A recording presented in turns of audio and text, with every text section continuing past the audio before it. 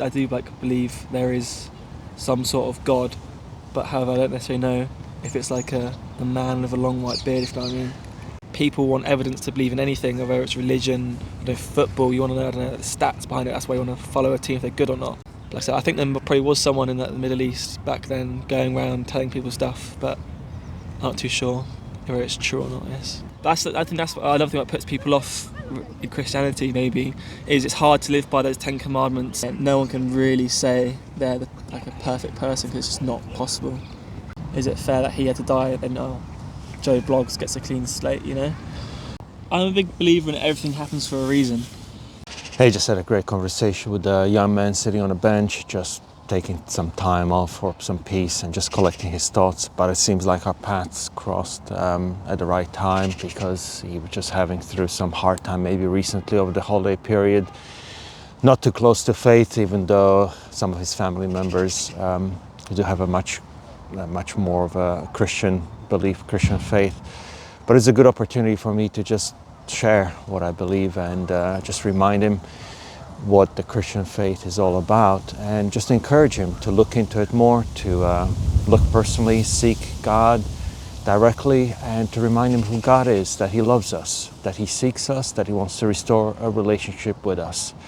That's what he's done in his son Jesus. So just encouraging the young man to do that, as I also encouraged him to just let me know if he's got any questions. I'd love to spend more time discussing this with him. But anyway, thank you for watching, and see you in the next video. God bless.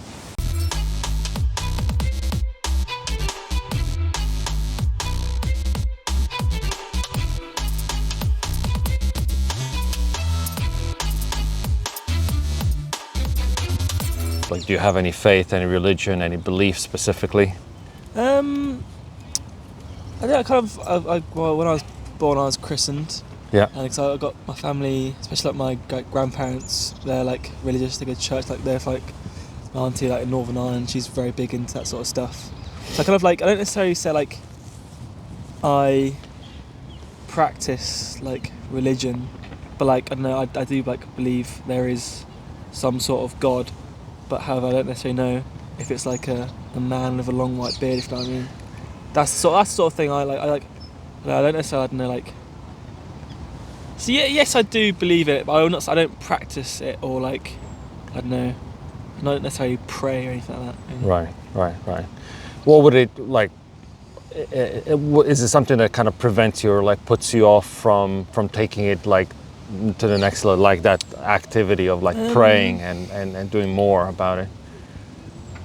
Good question. I don't really know. Really, it's just more it's my auntie goes to church every Sunday. She's involved in it. She goes she's part of the choir and whatnot. Right. And so it's mainly I think if she wasn't in my life, I probably wouldn't. Honestly, I don't necessarily care about it more, but I think I think about it a lot more because of her. If you know what I mean? Because she does her prayers for us and whatnot.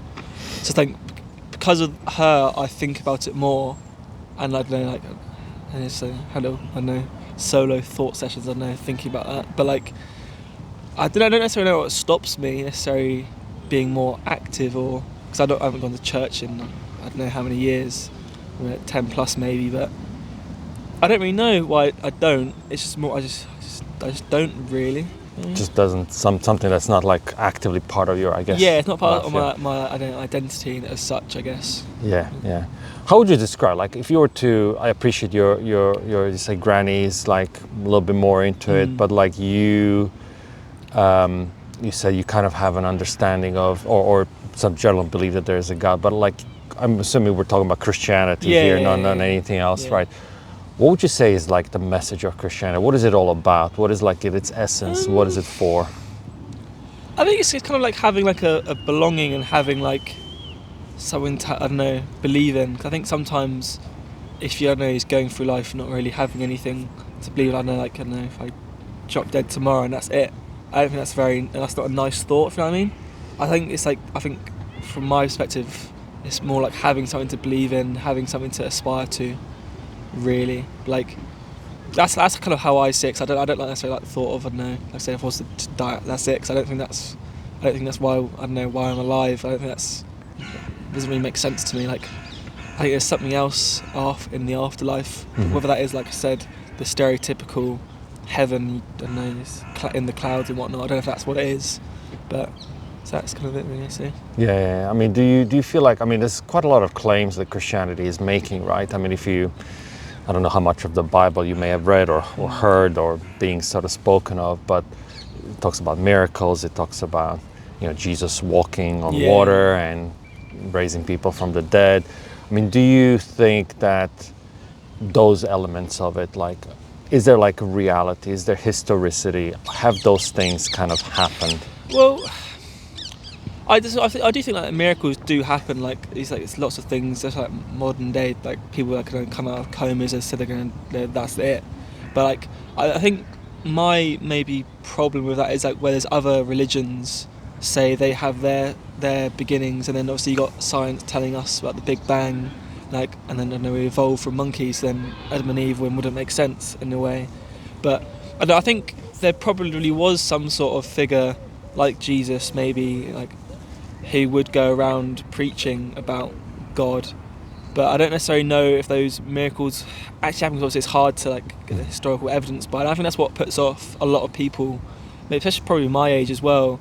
I don't know, with religion, is that there's no evidence behind it. I think especially modern day people want evidence to believe in anything, whether it's religion, football. You want to know, the stats behind it. That's why you want to follow a team if they're good or not. Like that sort of thing. But like, modern times, people need to know the facts and figures to believe in something. I think that's probably that's why I don't think it happened. Well, but it's like I said, I think there probably was someone in the Middle East back then going around telling people stuff, but I'm not too sure whether it's true or not. Yes. So you said do you think that there isn't such evidence available, or is it just people maybe are just not taking the step to sort of research it and find out what there is? Because I mean, Christianity's been around for like over 2,000 years, exactly, right? And it's been attacked and defended, and scholars and like a lot of the Western history is like built on the Christian principles and Christian values. Do you think that there is like actually do we take enough steps to find out about, a lot of people say, look, I'm not sure that there's enough evidence, but do they say that because they've actually looked for it, or do they just kind of like they think so? I think it's like it's from what they're told by other people, I guess. Is like, like in schools, like I went to my primary school, for example, was like a Church of England school. So you'd have like all the songs you sing in the morning, and that sort of stuff. So like you get taught at a young age. I think as you go for like secondary school, then it kind of gets diluted out because you can't really force it on people, because obviously when you go like secondary, it's a bigger environment and there's a lot more religions involved, so everything gets a bit more diluted. Right. So I think people probably then, I know you grow up with someone like from the south of England, so like it's fairly like Christian down there. So like she kind of she's taught about it a lot, but then it kind of fades away quite quickly. I think maybe, I don't know, if they want to continue it through schools. You always get religious education and that sort of stuff. Then that spreads your knowledge to other like situations. So that might then maybe like change your mind on it, because I don't know, you talk about, Buddhism or like I don't know, talk about other religions, I guess. And that might just think, oh, maybe then Christianity isn't really as big of a thing, and maybe I shouldn't believe it as much because it's the only thing I was told. Maybe. And then you mentioned other religions. Like, do you think is there like something unique about Christianity when you compare it to the other religions? Well, I think religion in itself, no matter who you believe in or what you believe in, it's all about just having faith in a figure you can't necessarily see, which I think is a nice thing, because I think, like I said earlier, like it's nice to have something to look forward to, or nice and have someone to talk to in a way, I guess.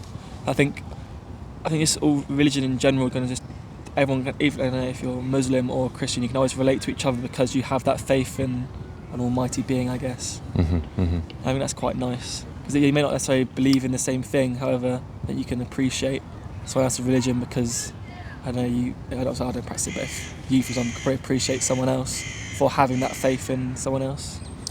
Yeah, that's interesting. Like, from my understanding, right, there's almost like, this is maybe oversimplifying, but like there could be two purposes to a religion. One is, how should we live in this life? Number one. And number two is like, what does it mean for our afterlife? Like who gets to live in the afterlife? That's the second kind of aspect of it. And I would say on on the first part of it, like how should we live in this life, I think there's a lot of overlap between religions, right? Like if you think about the golden rule, do unto others as you wish them to do unto you. Yeah. I think you'll find that in a lot of religions, and that is just being good to one another and Well, that's respectful. like something that I like to do myself. As I said, I'm not necessarily religious as such, but I like to live by that, live by values. Like I don't know, treat people how you'd like to be treated, and just having respect for others. And I don't know, until then, you may lose respect for them if they've done other stuff or not. But I know it's just like. Just be positive. I like doing this, for example. I don't know. I just listen to podcasts. Well, hey, why not have a chat? You know.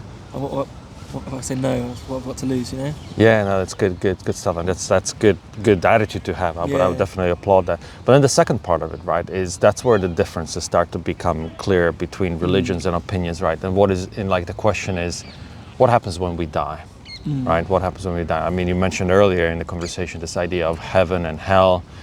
And I think you said you weren't sure whether there's something real behind it or not. But what do you think happens after we die? Because that's like where the differences between religions start to become very much clear. Yeah. Well, that's what I was like. I don't necessarily think there's like a maybe it's not like a heaven in the clouds, but like I don't know, I think you always hear these things like when like a loved one dies, like they send you like a message. For example, like my dog died this year, 24 last year, and then the day after it happened, like I don't know, my brother found this white feather fell on him because my dog was like a Westie, and then like these two Westies like walked past me, and I was speaking to my friends about it. It's like little things like that. It's like I just think it's interesting, like those sorts of things happen. Like you hear like a little like messages from like people from beyond, and I think they're a bit spooky in a way. Nice spooky, like I said. That's what gets me thinking about it, rather than I don't know. That's why I don't think when you like die, that's it.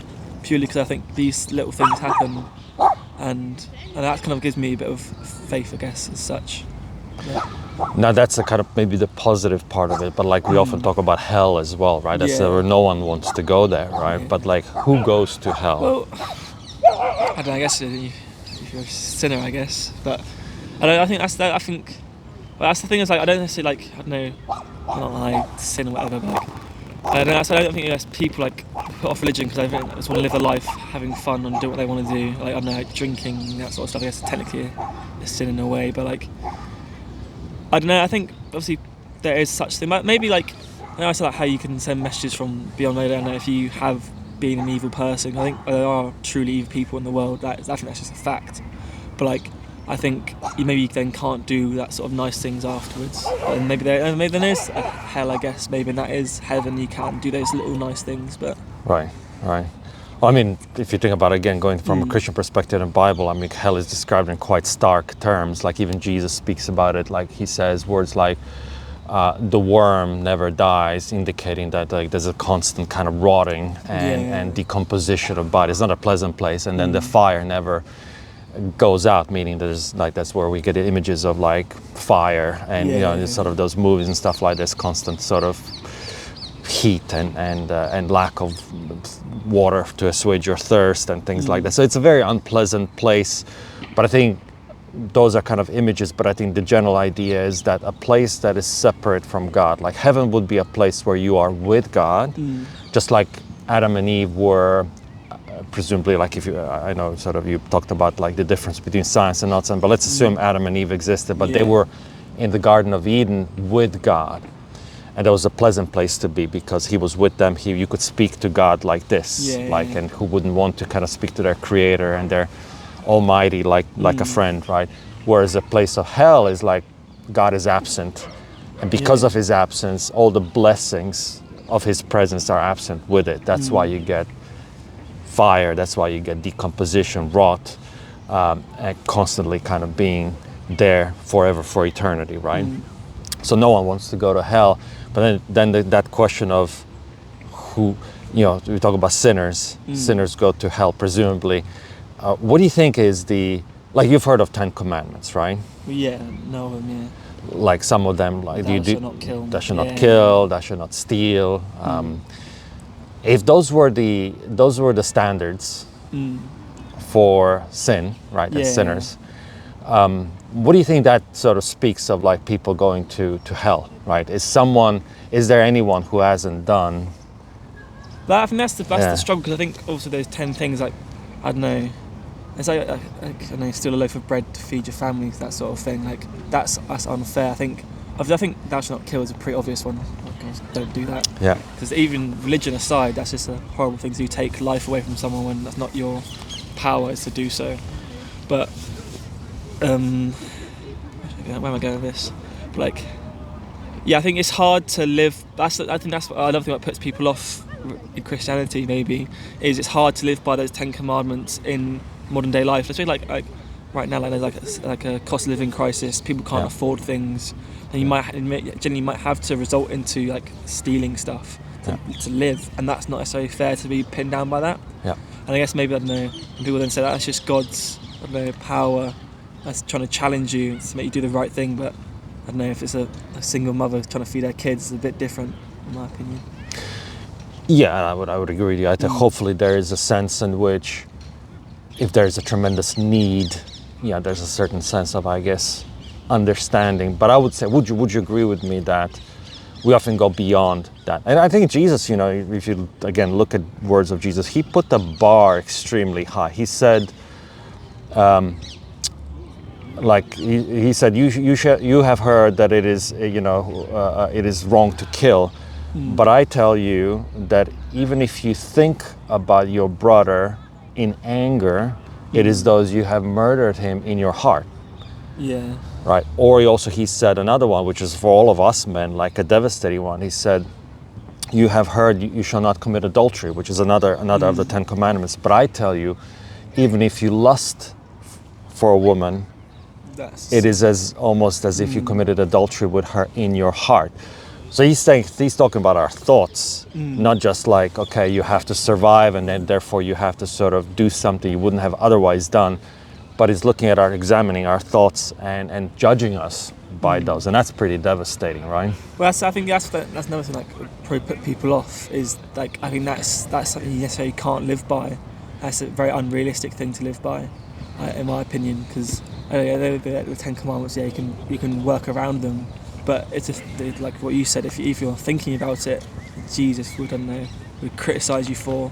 That's an unfair representation of life, in my opinion. And yet, I mean, I have to look at myself, and I know that there are some thoughts that are sort of unwelcome and just sort of, I'm like, okay, I don't know where that came from, but there are other times where I have to raise my hand and say, look, I knowingly did this, right? I just got way outside of myself, right? I knowingly got too angry. I knowingly did with my eyes, with my thoughts, with my hands, things that I shouldn't have done, right?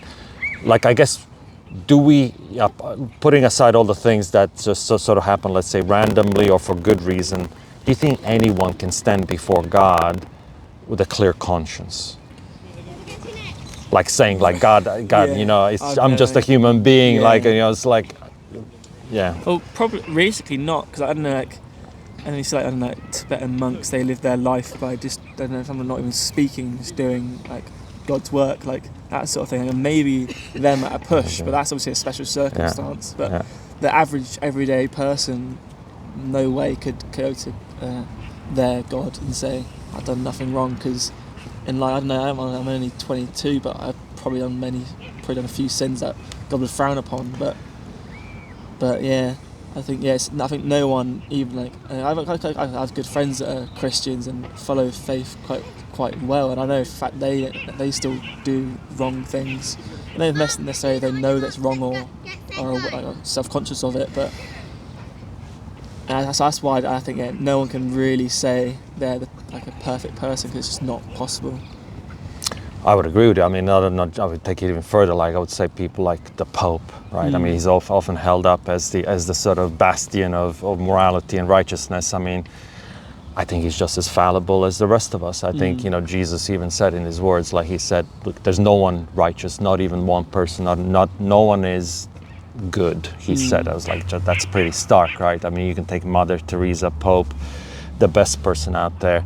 And that's coming out, right? Like, some of the most religious people tend to be some of the worst offenders. Like, you know about the scandals of the Catholic Church, and not just Catholic Church, but like elsewhere. I mean, it can be pretty devastating. I guess where I'm going with this is, that's a big problem, right? That's a big problem. Like if Jesus is putting that bar so high, and yet he's promoting all of this sort of morality and all that kind of stuff, and there's heaven and hell, that's pretty bad news. That's pretty bad news. And I guess my question is there good news, right? Is there good news in faith, right? With all this sort of, pretty impossible things to do. Like, what is the good news? Is there good news?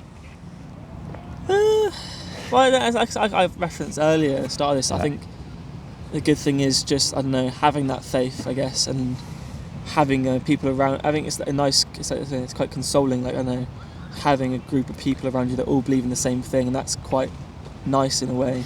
Like, you go to church on a Sunday, and you're surrounded by love, because everyone will love you for loving the same thing, I guess. Yeah, I agree with you. I mean, that's we shouldn't diminish that. That's pretty valuable, right? To have a community of people that strive together to support one another, and actually to kind of be the moral sort of improvement kind of each other. But here, let me put something before you, right? I want to get your thoughts, right? Because I think Jesus did a lot more than just sort of preach good things and kind of challenge us in terms of moral behavior. My understanding from reading the Bible is that he was born with a specific mission and purpose, and that is to die on the cross, right? You're familiar, right? Easter, we celebrate death, basically, his death and resurrection, right? Something that he said, interestingly, when he was dying on the cross, one of his final words were, "It is finished. It is finished." Now, it's kind of cryptic, like, what is finished? Obviously, his life is finished, but actually his mission was finished, and his mission was to go on the cross. And you probably have heard about this, but I'm not sure that you kind of understand the implications of it. And that is, he went on the cross to die for our sins. You've heard of that. Yeah, you've heard of that, right? So that is actually what people don't realize, how good of a news that is. Like, so him going on the cross is actually the payment for the sins that you and I and everyone else has done, right? So that if there is, like, if you think about a bank account balance, right? If every one of us has made some sort of a debt because of the sins that we've done, from thoughts and lack of things that we've done or things that we've done, he pays for it, right? And that means that those who believe that, those who put their trust in him and what he has done on the cross, their debts are cancelled, their debts are paid. But do you think that's fair, though? That he has to die because of what because I don't know, like, I try to live my life, like, I know I do things like I said that I would want people to do back to me, like, if I do something wrong, you make up for that yourself. I don't necessarily think it's maybe fair that because he was, maybe spreading a good message, is it fair that he had to die and Joe Bloggs gets a clean slate, It isn't fair at all. That's the thing, right? So he died effectively for his enemies. Like, Bible is quite stark in that regard. It says, "For he loved us even though we were his enemies," and God speaks of God's love for us. There's a verse 3:6, John 3:6, a very very famous one. God so loved the world that he gave his Son. Whoever believes in him shall not perish, but shall have eternal life. Speaks of God's love for human beings, even though we don't often recognize it, we don't live according to his will or words. He loved her, and it's not fair, but it shows the grace of God. But it also means, there's also another thing that comes with belief, and that is those who truly believe in him, the idea is not to take what he has done presumptuously, like, oh, great, so he's died for me. That means, you know what, I can just rob banks, I can rape people and all stuff, and that's like all of that is paid for him, by him. That would be being hypocritical, and Jesus hated hypocrites, right?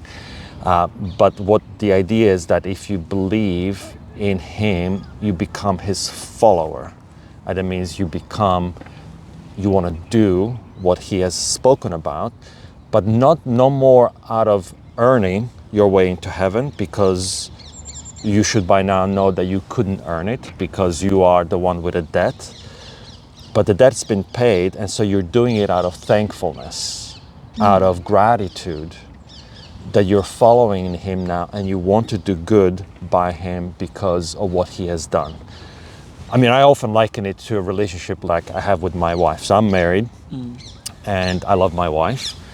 Now, I don't do it perfectly, But I don't have to earn my love anymore with her, because she said yes to me and I said yes to her 20 years ago. And we are married. That's done. That's legally done. And when I do good to her, like buy her flowers or take her out for dinner, it's no longer to prove to her that I'm the man for her, that she needs to marry me. We are married, but because I love her continuously, I do those things because of Do you not think you still have to earn her love though? Because obviously, like, everyone loves you, obviously keeps on going. But I don't know if you meant that literally, but sure, I think because I come out of quite a long-term relationship, but like, I still think you kind of have to earn love, even if you're with someone for 20 years, because obviously people still change, and obviously love evolves. Love may change different things. I still think maybe you still have to like earn their love in different ways, maybe not necessarily as in so when you first date someone, trying to earn their love, but I think maybe that just changes rather than saying you don't have to earn it anymore. I would agree with you. I mean, in the sense that I have to kind of show that my love is still real by action. I think maybe what you're saying. But I guess what I was trying to say is that those actions, I don't expect that she will marry me again, or that somehow that if I don't, I know people divorce for all sorts of reasons these days. I think for reasons that probably they necessarily shouldn't be. It's so frivolous these days, right? But I would say, unless my wife sort of really kind of cheats on me, or like shows me that she's actually no longer believing in me, right? The idea is that there's reconciliation, like what I'm talking about, marriage being a legal concept that is kind of done behind us. And so I don't have to worry about that anymore, right? And that's what I'm trying to maybe draw parallels with, right? So if that is heaven, if that is the restoration of the relationship between me and God, that relationship has been restored by what Jesus has done. So I don't have to worry about that. What I do need to worry about is, am I living my faith? Am I showing in my actions and in my thoughts and my words that I actually believe, that I actually live what I believe? So yes, if I could be a hypocrite, I could say, hey, I'm a Jesus follower. Hey, I'm a really religious guy. And then you find out about me that I'm sort of downloading, I don't know, watching stuff that I shouldn't be, or stealing things from people and all that kind of stuff. Like, yeah, you're kind of not really. You're just kind of fooling yourself. You're deceiving yourself. You're not doing that. But I would like to think that my life has been changed. Like when I committed my life, like let's say 14 years ago, I always thought of myself, hey, I'm a Christian, but I really didn't know what it meant, like until about 14 years ago when I started to think about these things. I said, look, you know what, I'm actually going to change. I'm going to follow this thing that I believe in, and I'm going to take it seriously. People started to notice changes in my life. People started to notice, look, this guy's different. He's no longer doing this stuff. He's not talking about this other thing. He's loving and all that kind of stuff. My wife said that, right? So I would like to think that would be the kind of change I would like to see in myself and anyone else who says that they are believers, because that should be something that should be visible about them. Like Jesus spoke about, you need to be a city on top of the hill. You need to be the salt of the earth. You need to be in a way seen. The difference has to be seen. You need to be the light. You need to be a positive sort of force for this world. To your point, I'm completely agreeing with you, but the only difference that I'm saying is that we do that out of thankfulness, out of gratitude for what He has done, rather than out of some sort of hey, I'm going to do more. I'm going to give to charity. I'm going to do this because I'm hoping God will forgive me. No, He has forgiven me. He has forgiven me. I'm just doing this out of gratitude, out of thankfulness. The other thing that I people don't kind of necessarily click with is that there is a spiritual element here that I do believe supernaturally, right? There's a reality here, and that is the Holy Spirit. That we believe in Trinity, in Father, Son, and the Holy Spirit. Now, the Holy Spirit is someone that Jesus He will send. So He's now risen. Jesus is in heaven. I don't see Him like I see you, but He said, I'm going to send you the Holy Spirit, and He will be there with you, to comfort you, to guide you, to help you spiritually to live your life. And even much more than kind of practically, but like supernatural. Like, for example, people have been empowered by the Holy Spirit to make huge changes in their lives, to defeat addictions, to heal, to be healed, like physically be healed. Some people have had words of knowledge and wisdom come to them from God, things that no one should know about. They've been able to speak to others, like prophecy. People have speaking in foreign tongues that they haven't ever thought about before or knew about before, to speak words of encouragement to foreign people. And that often happens when people go out on missions, like into the unknown areas where people haven't heard about faith or religion.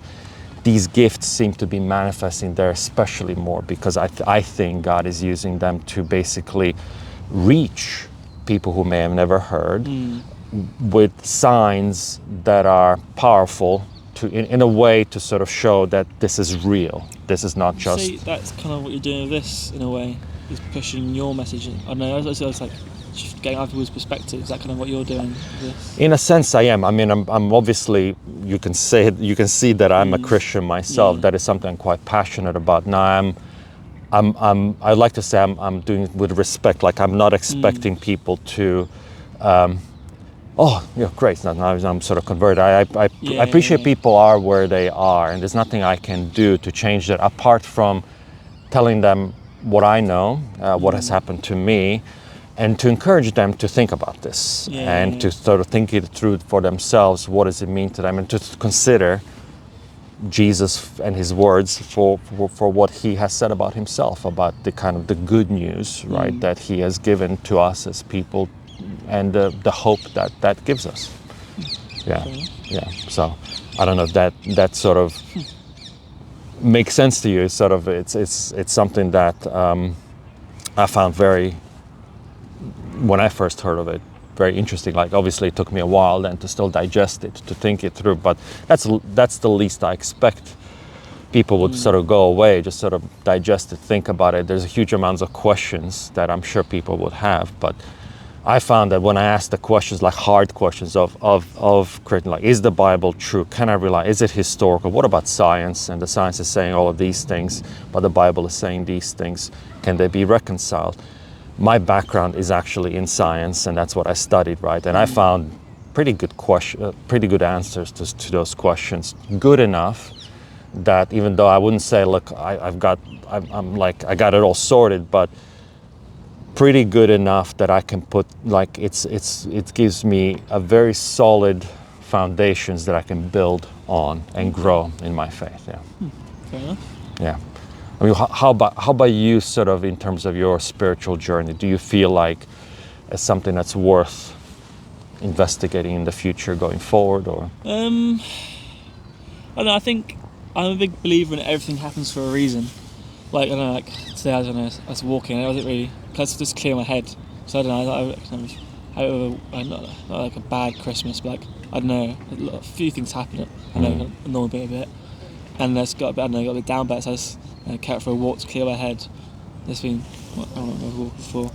Like, I did like 7k walk, I just sat here, and I know now I'm talking to you, do you know what I mean? And that sort of thing, like, I know, I turned left into this park, and I've been here before. Yeah. And I know, and then now I'm talking to you. I sort of I think everything happens for a reason, like, and that's why, cause I did like so many different routes today, I would not have ended up here. Like, yeah.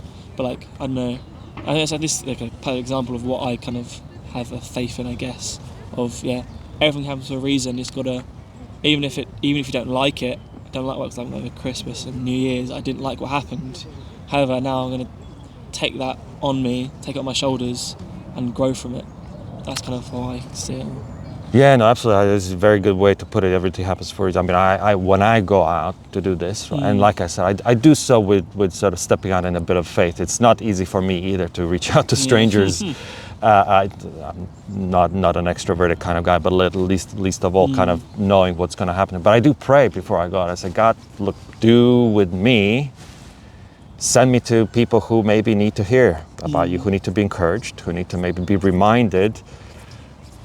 Just link me to those people, and maybe this is, as you say, maybe a start of that, you know, and I'll just commit him to you. Maybe, you know, it's true what he said. He loves everyone. He loves you. I'll just remind you of that, and I would maybe also encourage you to maybe speak to him speak to him, maybe even tonight, just, I started by saying, God, if you are real, if you are, just reveal yourself to me, make me want to know you more, maybe even open up a Bible again, read through it, maybe link up with your granny or someone else who is Christian and just ask some of those questions and see where it goes. I mean, God is faithful, he is loving, he's true, at least it was for me and for many others, yeah.